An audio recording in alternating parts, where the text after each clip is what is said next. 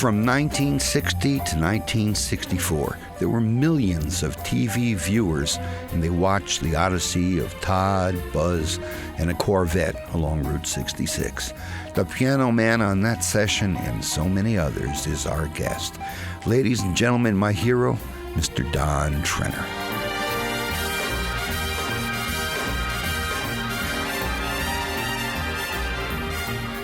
An absolute pleasure, man. This has been a long time in the making. I know, I'm older now. Listen, I got one question that's been dying to ask. Yeah. What was Paul Smith really like? Well, wonderful. Well, he cares a lot about you, too. What is it you're trying to find out? I'm not sure. I thought that would be a good opening question. Paul Smith, in addition to playing wonderful piano, often takes his shoe off and plays with the heel of his shoe to be funny. He does. He's a huge man. He's about 6'3". Yeah. Has incredible chops, and he's very competent. We're starting the show with Nelson Riddle's theme to Route 66. Oh, yes. That tune starts off with you playing that lick. Uh-huh. Did you have any idea that that tune would be so universally accepted for people to watch some decent television? Did you have any idea the mass appeal of that theme? No, other than the fact that we did a show. It was a television show called Route 66 that we did every week. And I did that with Nelson. We did the pre-record of the music at a recording studio, and then they inserted it into the TV show. It's cues for dissolves and things in a television show that need tidbits of music. So as the show is going on, the incidental music you're talking about is also Nelson Riddle's band? Absolutely. Nelson Riddle's orchestra. Orchestra? Yeah. Okay. Yeah. What makes a band and an orchestra? An orchestra has strings. Oh. Well, I never knew that. Yeah. That's a good one. It's really a nice piece of music. It really is. It's a classic example of Nelson's very versatile writing. But recently, a bass player that I work with here a lot, who teaches at school, called me and he said, I'm doing an arrangement for the kids in school. He said, I'm taking off a copy from Route 66. And I said, oh, really? I said, do you know who's playing piano on that? And he said, no. I said, it's me. And he couldn't believe it. And he burnt me a copy of it, and I have it in the car. I hadn't heard it. I never got a copy of it or anything, which is true of so much of my recording. I never got a lot of stuff that I recorded until people somehow, like you, send it to me or bring it to my attention. You never bothered collecting any of the stuff that you were on? I can't say not any of it, but some, No, I didn't. In going back through some of the history, I had read someplace where you were with Ted Fiorito. Now, you were with him, according to the information, from 1944 to about 1945. Correct. Was that about... But you were in high school. I graduated from high school in June of 1944. I was unable to go to my graduation ceremony, so my parents picked up my diploma, and I was on my way to South Carolina to work a summer job. And when I came back, I went to New York, and I took my entrance exam at Juilliard, and the same day I was offered a position with the Ted Fiorito Orchestra. Now, knowing that I was 17, and the draft would be when I'm 18, I chose to start my career. So I joined the Ted Fiorito band while I was 17. And I was the youngest guy in the band until we got to Jantzen Beach, Portland, Oregon. And Ted, the leader, said to me, I'd like you to meet some people. And he took me over, and I knew that there was a trumpet player that was leaving. And Ted introduced me to Dr. and Mrs. Severinsen. And of course, that was Doc Severinsen, who now joined the band, and I was no longer the youngest guy in the band. He was 2 months younger than I. There was an album that I found recently, and you said it could possibly be the first time you recorded Do you remember the session where you recorded with the Baron, otherwise known as Charlie Mingus? Yes. Did you know during that session that Mingus was going to be the influential bass player 20, 30 years later? Was there any indication of his greatness back then? Well, there was an indication of other things rather than his greatness. There was an indication that his brain was fried. He was a very strange man. Back then, too. Yeah, he really was. In fact, I hope I find it someday. I got a letter from him once when he was traveling, the only correspondence I ever got. And the letter was just filled with brain failure, you know. Yeah, he got kind of violent. He broke a chair over a trumpet player's head one day. And there was a documentary made on him. It was most disturbing. I don't know if you ever saw that or not. I didn't. But I was just wondering if it had taken place way back when you knew him in the 40s. And I didn't know him that well. He called me, and I went to Los Angeles and did this record date with him. Yeah. It was a funny record date, too. We played, I think, an original of his, and the guys in the band had to sing. Uh-huh. And the lyrics were, Shababa Udlakleeblo to blue. And we just kept singing it over and over. That's on here. Is it? Yeah. Well, that's, and then I did one side, I think, with Helen. Yeah, Helen's on here. They do a standard, you know. Say It Isn't So. Say It Isn't So. Yeah. That's right. Shababa Udlakleeblo to blue.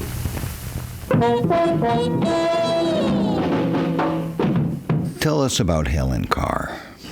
I met Helen when I was traveling with Ted Fiorito. We played a date at the Golden Gate Theater in San Francisco, and it was just when I was 18 years old, and it's where I registered for the draft. I remember that very well. And after the Golden Gate Theater date, we went over to Oakland to do an afternoon dance session for 2 weeks at a place called the Mondre Cafe. And by the time we got there, I had, as guys left the band, I had gotten 5 or 6 guys from my orchestra here on to Ted's band. Mm-hmm. One of them was named Jimmy Hansen. He's a saxophone player, lives in Florida now.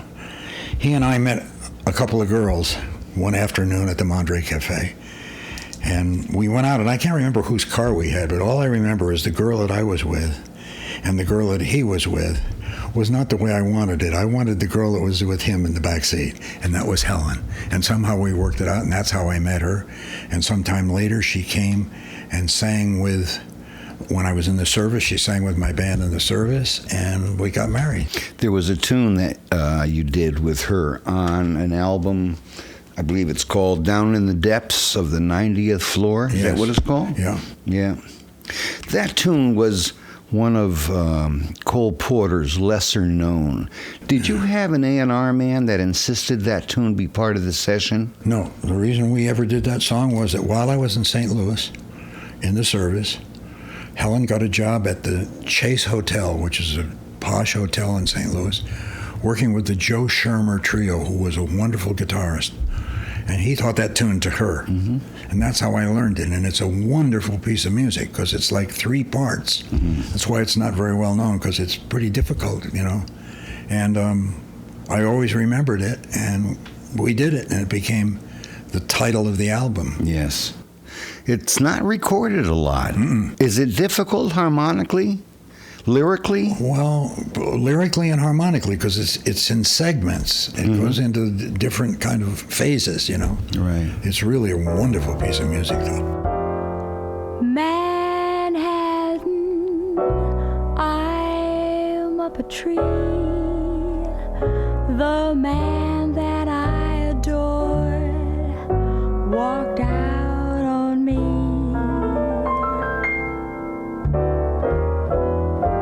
Manhattan, you're awfully nice.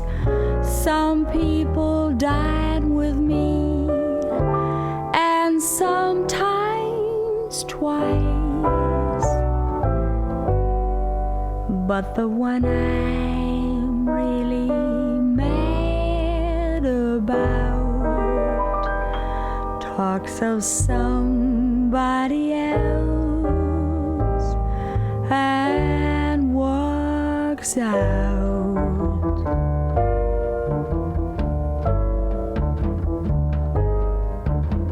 With a million neon rainbows blazing below me,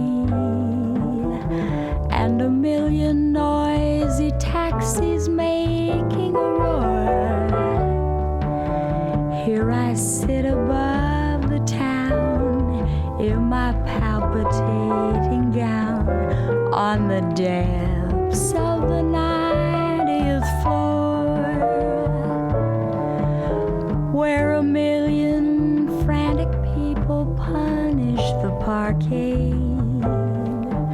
and the bar is crowded with people calling for more. Here I sit above the rest in my regal eagle's nest on the depths of the 90th floor, when the only one you wanted wants another. What's the use of swank or cash in the bank galore? Why, even the janitor's wife, she has sentiment in her life. And here am I, facing tomorrow, alone with my sorrow, down on the depths of the 90th floor, down on the depths of the 90th floor.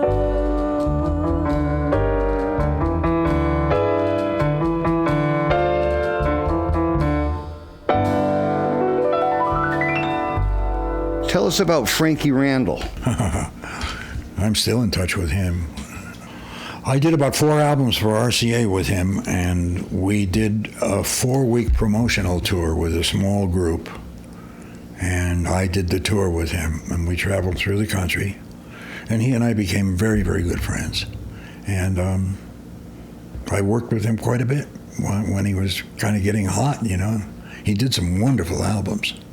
Which one on this particular, if you just look at the tunes, which one would you prefer us to Well, they're all play? good. A Wonderful Yeah, Day they Like all Today. kick.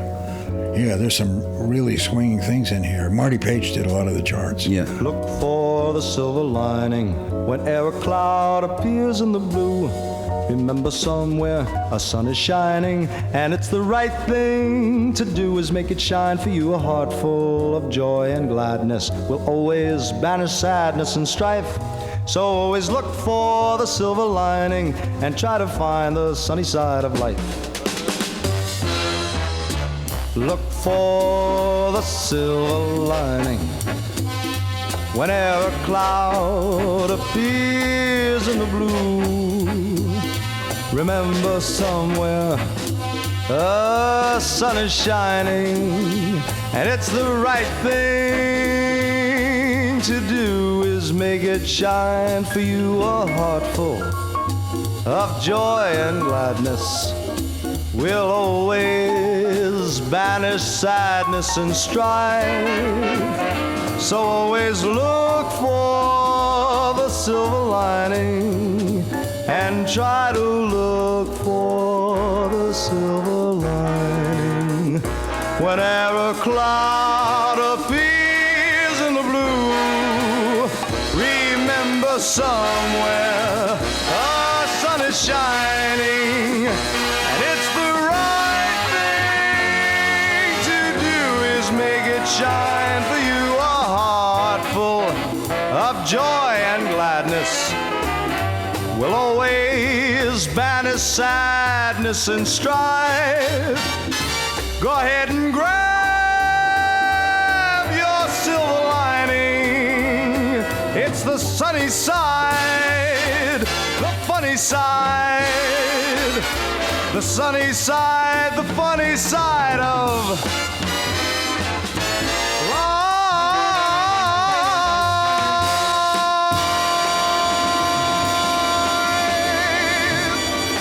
Tell us about Mel Torme. Some people have told me he's a very difficult person to work with. Is that true? I didn't have any real problems with him. I can cite an example. It's rather interesting. During my days with Ann Margaret and Roger Smith, I became involved in a disease called myasthenia gravis. And that's unfortunately what Ann Margaret's husband suffers from. And we used to do an annual benefit for myasthenia gravis. And one year, we brought Mel Torme in. Now, most always, the artist or the guest that was on that show would do it gratis. Mel, I think, wanted $17,000. And his manager, Dale Sheets, called me, and he said, Mel wants a cashier's check in his hand before rehearsal. And I said, I'm sorry. Forget about it. We don't do it that way. And he said, well, that's what he wants. And I said, well, I'll do what I can to accomplish it. But I said, first of all, he's the only one that's ever charged this charity for that, you know. So we got to rehearsal that day, and I was not playing. It was my orchestra, however. And Mel was up there rehearsing, and he kept looking over at Dale Sheets, who was sitting with me, pointing to his watch, indicating, did you get the check yet? And I told him at the front office, don't give that check to them until the rehearsal's over, you know. So we got through that, you know. So he was a little funny in that way. Also, I remember he had a bass player with him who told me in, I think, 9 years of being with Mel Torme, he never bought dinner once for the guys. Oh, my. But let's go the other way about Mel Torme. Let's discuss his talent. He was incredible. I mean, incredible talent. A great singer. He played drums quite well. He was sort of a homemade arranger, but did quite well. He was a remarkable talent. You've said goodbye. Your eyes are dry.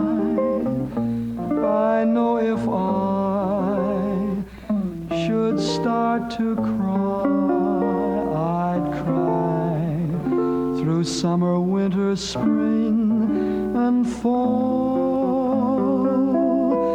And the holidays would be the worst of all. I'm gonna miss you on Valentine's Day, when I see all the young lovers together.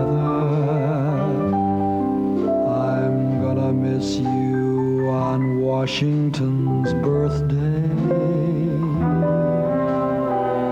'cause I told a lie and I lost you.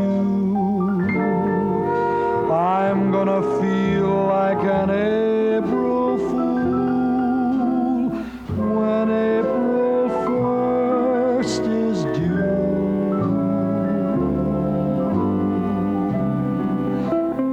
At the end of May, Memorial Day, your memory will come through. I'm gonna miss you the 4th of July and All Hallows Eve and Labor Day too. On Thanksgiving I will give thanks for the moments I shared with you.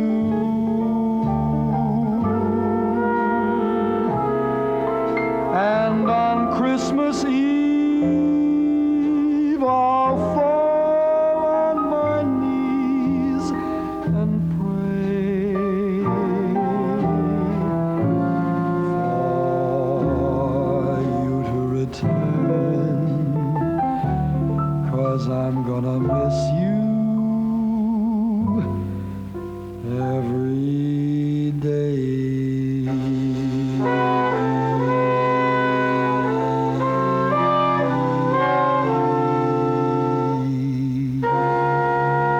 How long have you been recording now? How long have you been in the music business?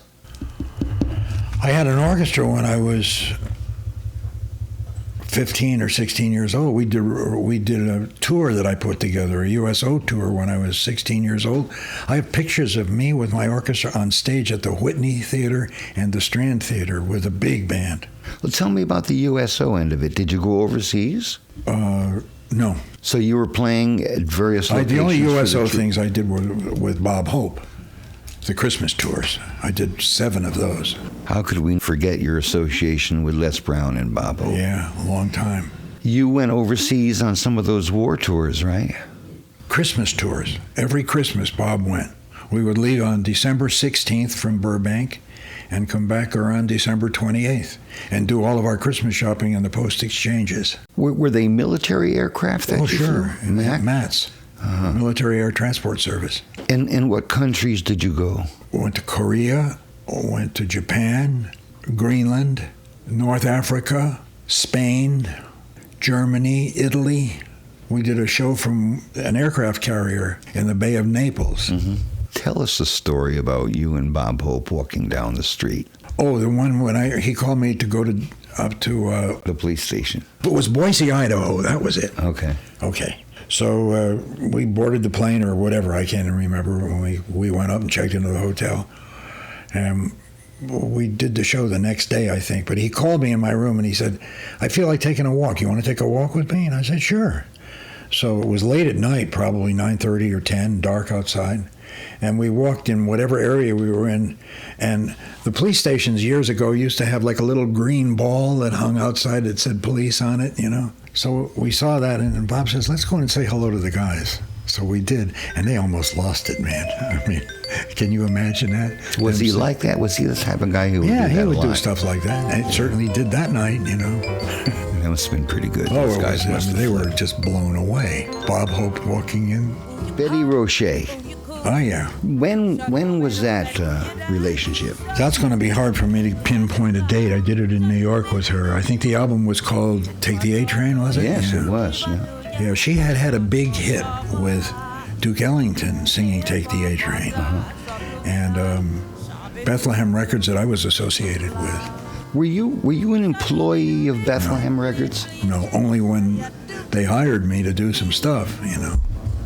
There was a lot of good noise that came out of Bethlehem. Oh, yes. Red Clyde was the A&R man, very well known. Yeah, and a lot of good artists. Johnny Hartman, Mel Torme did some stuff. Yeah. Did you work with Johnny Hartman at all? Yes, on a couple of I don't think I recorded with him, but I did a couple of television shows that he was on. Excuse me, that he guested on.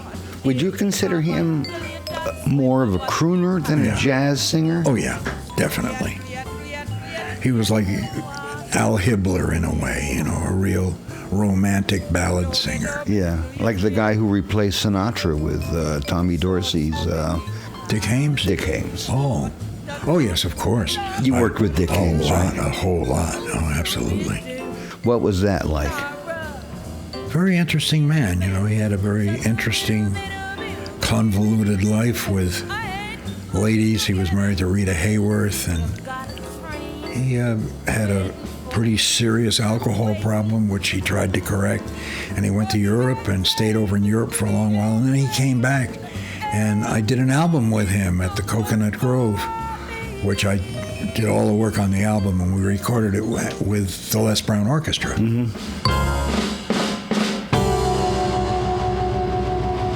Did you know anything about me with Rod McEwen? You were Rod McEwen's musical director? Yes. And what did that require you to do? Play piano and conduct. Did you do the charts for No. him as well? Who was the arranger? A group of people I can't even remember. So was it a situation where Rod McEwen would present himself to the center of the stage and read his poetry, and you guys would be playing some incidental music? Well, he wrote a lot of songs, and he would sing the songs. And then he would do something that was rather interesting. He loved to be on stage. So after the performance was over, he invited everybody to stay, and he'd go sit on the apron of the stage and just answer questions from people. And because he had an enormous fan club. Yeah, was he like the poet laureate for a while or something They like called that? him America's poet, you know. Yeah.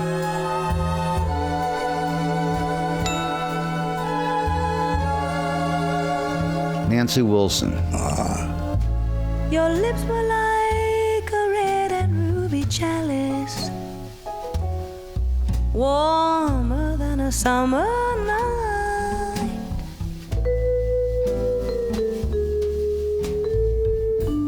The clouds were like an alabaster palace, gazing to a snowy height.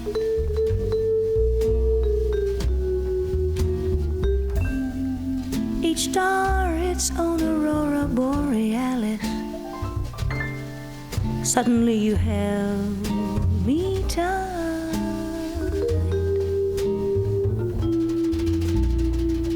I could see the midnight sun. I can't explain the silver rain that found me. Or was that a moonlit veil?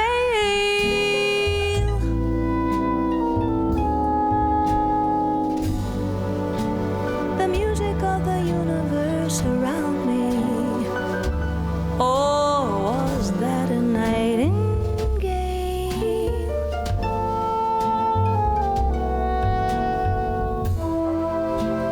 And then your arms miraculously found me. You were her music director at one time, right? Yeah, for like 6 or 7 years. I traveled all over Europe with her. That's how I met all my European friends. The album where she sings Midnight Sun, the album where they finally put your name on the liner notes. I don't know if you're aware of that. No. This project came out. Oh, the Lush Life album. Yes, the Lush Life album. Did you play Celeste on here? Yes. There's a lot of you on this recording then. Yeah. Okay, because it doesn't say on here that you're playing Celeste. It says you're on here with piano. She was here at this house with her trio maybe Here? 4 or 5 years ago for Thanksgiving. Yeah. Wow. What tune should we play out of that album? Everything on here is great. Midnight Sun. Midnight Sun, for you, babe. Okay, great. It may dwindle to an ember, and the stars forget to shine.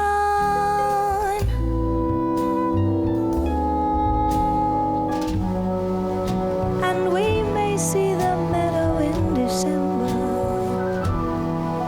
I see white and crystalline.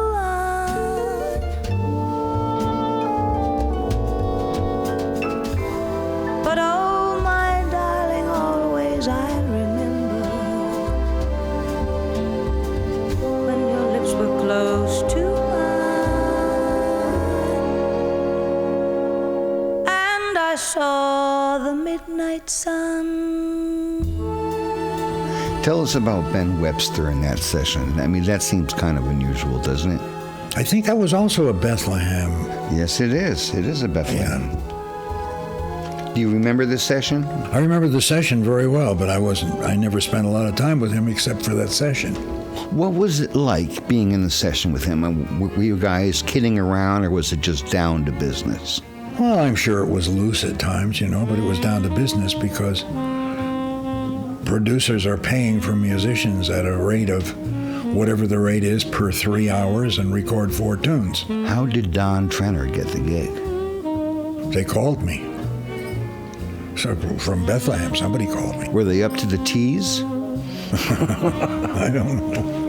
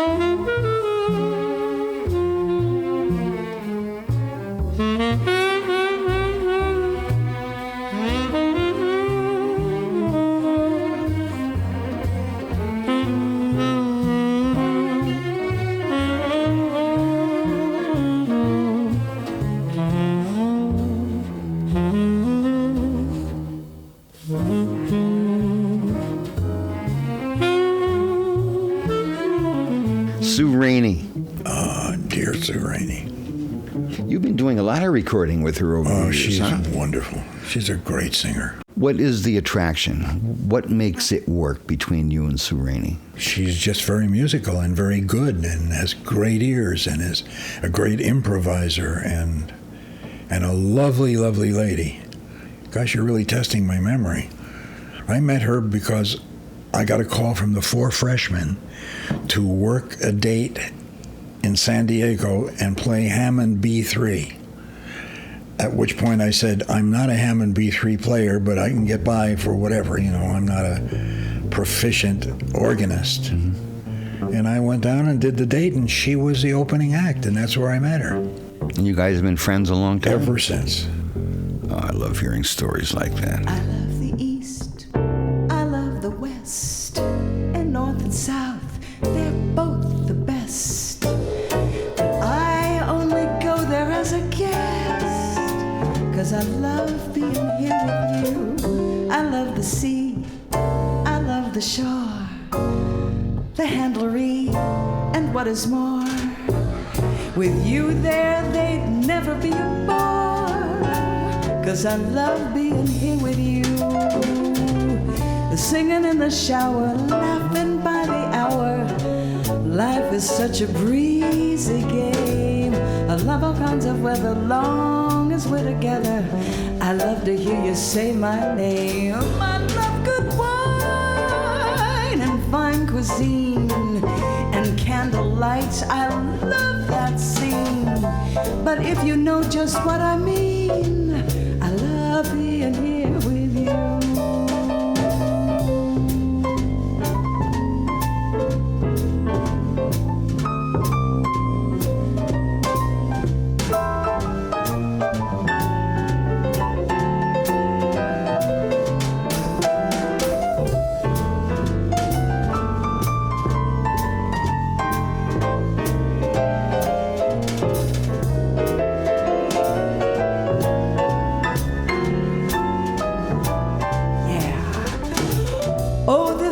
Are swinging, makes me feel like singing, 'cause there's something else you know.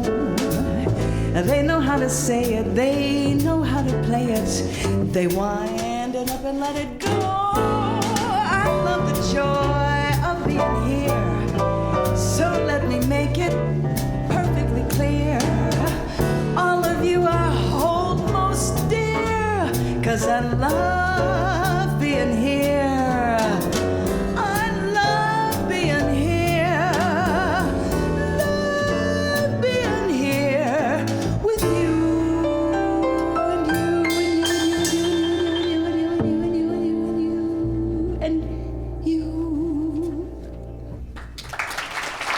You got to tell us about Harry Scholar, which is a new venture for you. Yeah.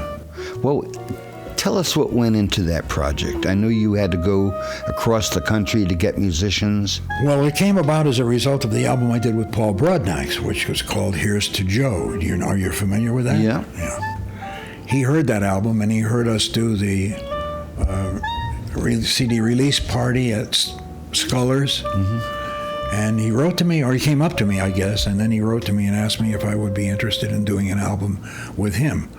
And I said, let's talk about it. And he came down here and we visited, and he had a lot of music that he had written, and it was kind of mixed up. I could understand the feeling in his music, but it was very disconnected, And I said, I have to be fair with you and tell you that I think a lot of the music you've written needs to be corrected or modified some without losing the essence of what your compositional feeling was, And he was very amenable to that. And so I rewrote a lot of his songs, and we did a couple of things together. I did the album the same way that I did with Paul. The only difference is that we recorded with his rhythm section. He had a rhythm section, and we laid down the rhythm tracks for the tunes that we had decided on. And then I took, thanks to Peter Kondremas, who was just one of the most wonderful engineers that ever lived, And when I took the tracks out to California, and I assembled my string section out there that I like to use. And so I added strings and French horn, and a wonderful guitarist by the name of Joe Lano, who traveled with me, incidentally, with Ann Margaret for a while. And he's a wonderful arranger, a great musician. And so I went out to California, recorded the strings, then I brought everything back into Peter Contreras' studio again, and then we went to work on Harry's solos, which needed repairs here and there until we refined it. You're talking about editing the solos? Yeah, or correcting or whatever was necessary to bring them up to what I felt was what they should be. And so we spent a lot of time with Peter, who is amazing.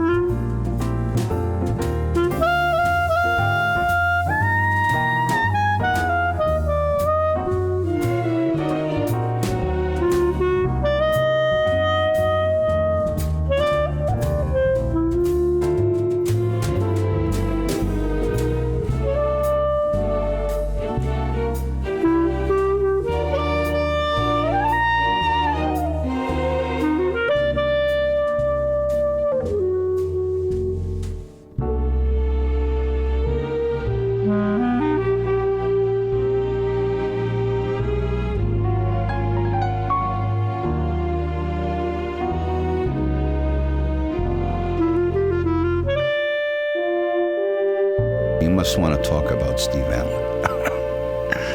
Well, you know, that's a big part of your life. It's an amazing man, you know, truly amazing. I had done the Steve Allen show with Les Brown. It was a weekly show on ABC on Sundays. And that's how I got to know Steve, and I wound up writing a lot of Steve's songs. I mean, writing them down for him, because he wrote 10 or 15 songs a week. He just was incredibly prolific. And so you used to score it for him? Just write the lead sheets for him, you know, because he couldn't read music or any of that.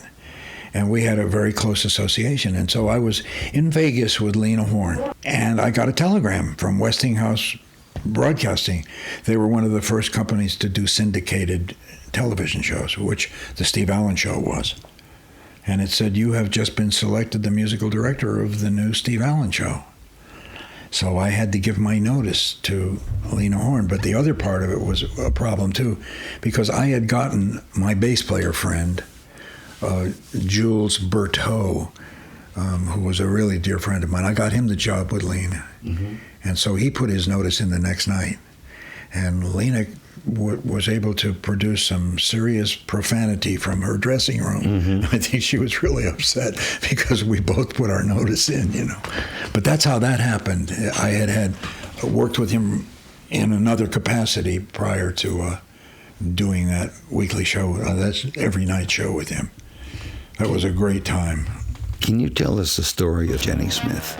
Oh, I can tell you that she was a wonderful singer. I'm still in touch with her. She's a dear, dear friend, and she's a great singer. And she doesn't sing anymore. She's had health problems, and she's just a wonderful singer. You'd know it if I were in love. I'd show it if I were in love. There wouldn't be any doubt about it. If I had that feeling, I'd shout about it. Love makes you so cozy and warm. Love shakes you and takes you by storm. If love marches in, your heart will hear the drums. And if I'm not mistaken, here it comes. You'd know it if I were in love, and I'd show it if I were in love. There wouldn't be any doubt about it. If I had that feeling, I'd shout about it. Love makes you so cozy and warm, and love shakes you and takes you by storm. If love marches in, your heart will hear the drum. And if I'm not mistaken, if I'm not mistaken, if I'm not mistaken, here it comes.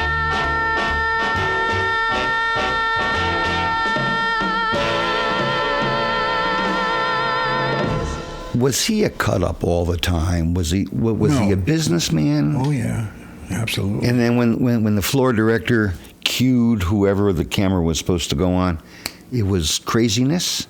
Very often. It was lunacy? Very often. I mean, we planned lunacy for him. We used to have dogfights on the street. I mean, we hung 2 World War airplanes up on from cranes and had battles between Louis Nye and Steve. Our opening show for that, the Steve Allen Playhouse on Vine Street in Hollywood, somebody came and took the cap off of a sewer, and Steve and Jane came out of the sewer. That was our opening show. Who was the director of that show? There were several directors. One was Darrell Weeks, I think was his name. He was married to a black lady who was a very good friend of Miles Davis. But this lady was a singer, and I don't remember her name. But apparently they were very good friends, and as a result of that friendship, Miles used to go over to their house and play with their kids and everything. And there was some rumor that Miles might do the show, and he had never done television before, so we went on a hiatus period. And I went to Hawaii for a week, and I was checking in to the Royal Hawaiian Hotel, and as I was registering at the desk, Milt Hoffman, who was the executive producer, was there, and he saw me, and he came over and said, "Hey, how you doing?" And I said, "Fine." He said, "How would you like to meet Mr. and Mrs. Miles Davis?" And I said, "Fine." And being a man of brevity, I don't like to hang around too long. I went out to where they were sitting in an outdoor coffee shop, was introduced to them, fine, and he was dressed to the nines. He looked like he came off of a magazine cover or something. So the hiatus period was over. We went back to work, and I saw on the bulletin board that Miles Davis was going to be coming on the show. So the day came, and Miles was there, And I walked up to Miles and I said, Mr. Davis, I just want you to know how thrilled we are to have you here. I met you a couple of weeks ago in Hawaii. You probably don't remember, but my name is Donn Trenner, and I'm the musical director of the show, and we just want to welcome you. And Miles Davis, the only thing he ever said to me in his life was, "That ain't no big deal." And I never knew how to take that. It sounded very negative to me. Yeah, as it would. Until recently I thought about it. And I thought, what could he have possibly meant? And I think maybe what he meant was I was making too much of a fuss over him. Oh. Possibly. But that's the only conversation I've ever had with, "That ain't no big deal." That's all he ever said to me.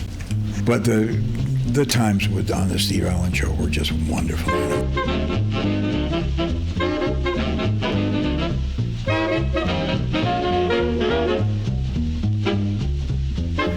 Out of all the sessions, out of all the groups, is there any one particular session that really says to you, it really happened, it really clicked, it was wonderful, it was exhilarating?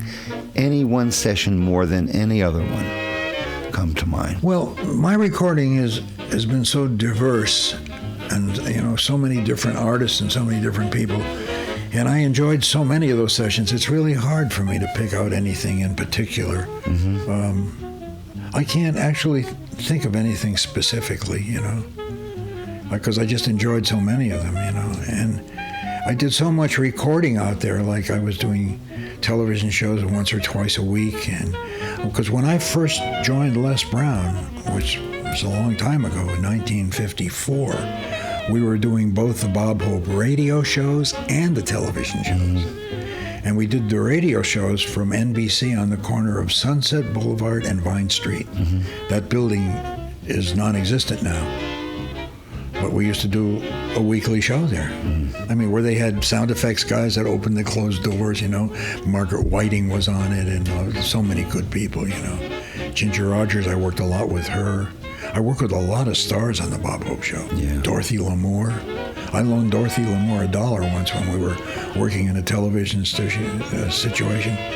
And about 2 or 3 months later, she must have gotten my address from someone. She sent me the $1 back with a lovely letter. It was Confederate, though. It wasn't.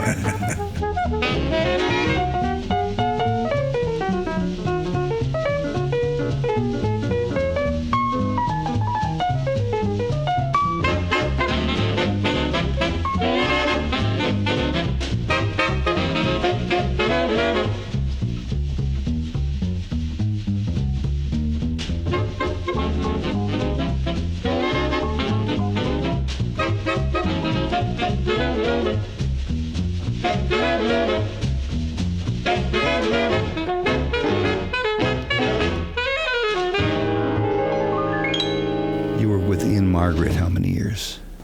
18. How did you land a gig like that? Marvin Hamlish called me one day, and he said, "Anne Margaret needs a new musical director, arranger, conductor, and we wonder if you would be interested in it." And I said, "Well, I'm certainly interested." So he said, "Well, I'll have the manager call you and we'll talk money or whatever," which I hate to do. I just hate that. But we talked, and I went to the Tropicana and opened a show with her, and I stayed with her for 18 years. Mm. And I love her to pieces. There's no one more magnificent than that lady. And her husband, Roger. They're just right on all the time. They're just incredibly thoughtful people. We had we shared a common situation. We're both without siblings. We're both only children, so she is and I am. And I was very close to her mother, who passed away recently, which was very hard for her because she lost her dad too. Mm. But she's probably one of the most thoughtful, gracious ladies I've ever been around in my life. Anybody who was ever ill in the company, she was the first one there to bring them a banana or something because she thinks potassium will help. She's just remarkable. She doesn't work much anymore, but she's doing a show with Andy Williams. Oh. I have a funny Andy Williams story for you. Lay it on. If you'd like it. Sure. There's a wonderful comic impressionist by the name of Bob Anderson, and he lives in Las Vegas. And I've worked with him a lot, and he does great imitations of Andy and Sammy Davis, and I mean, all of the, and he's wonderful, you know. That all comes from ears. That's what it's about, you know. And one day I got a phone call in California. This is a few years ago, because I've been here. This is my 12th year here.